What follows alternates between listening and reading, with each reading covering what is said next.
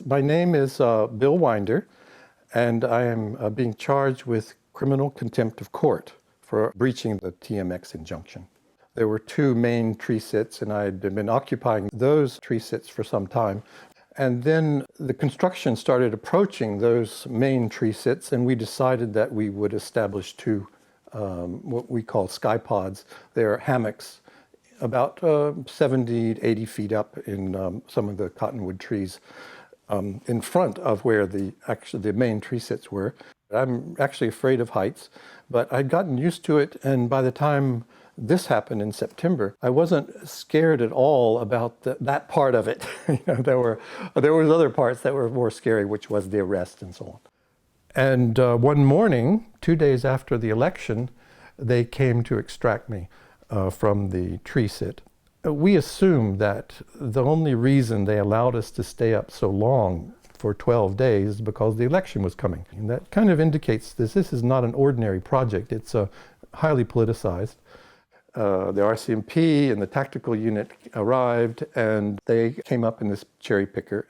Well, first of all, they had to cut the cable that attached me to the tree, because I had basically put a bicycle lock around my neck and attached myself to the tree, and they cut that fairly quickly. They were ready for that, to respond to that obstacle, and then they just attached me and lowered me to the ground, and it was done very quickly. They could have done it 12 days ago, but as I say, I think the reason they didn't is because they were worried about media attention, and they didn't want to politicize the TMX.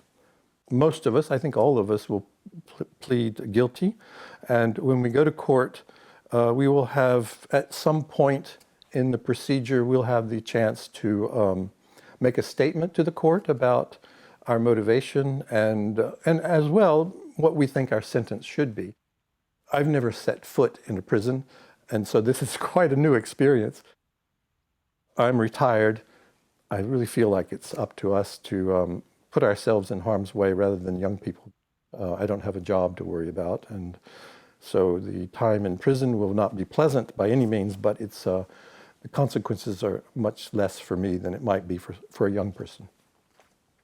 We're in a climate crisis, and we want to respond to that climate crisis, and expanding the pipeline is the wrong way to go.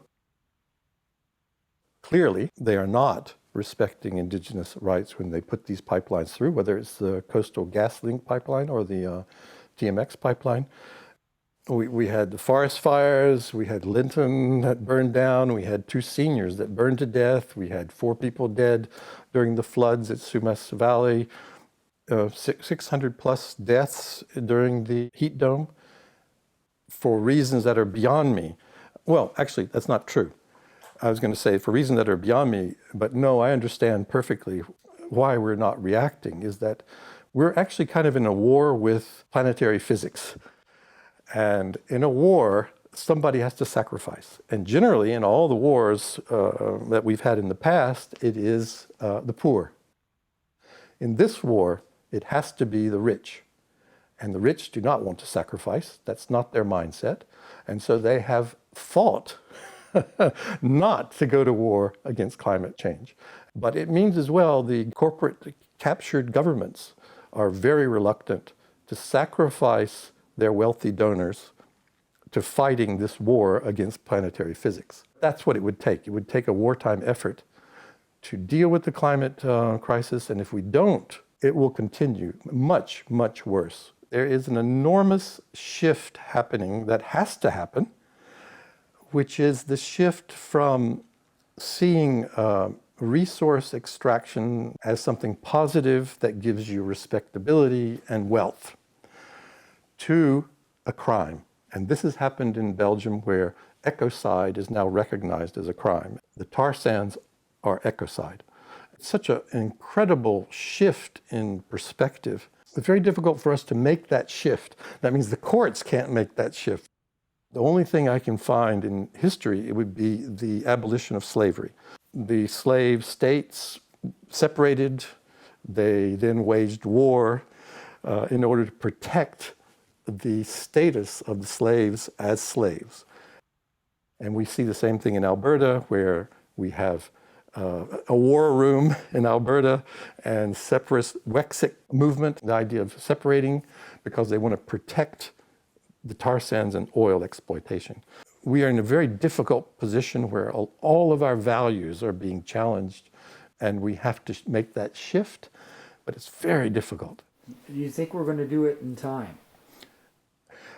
Rationally, I don't think so. I think we have no hope at all.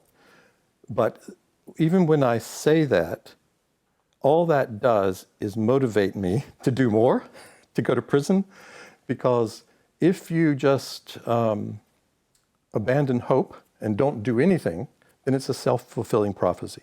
The scale of this is so large that you have to make a large sacrifice. And therefore, for me, 21 days in jail is already a very big start for a sacrifice. So all it does is say to me, do more. And that's my goal, is to do more.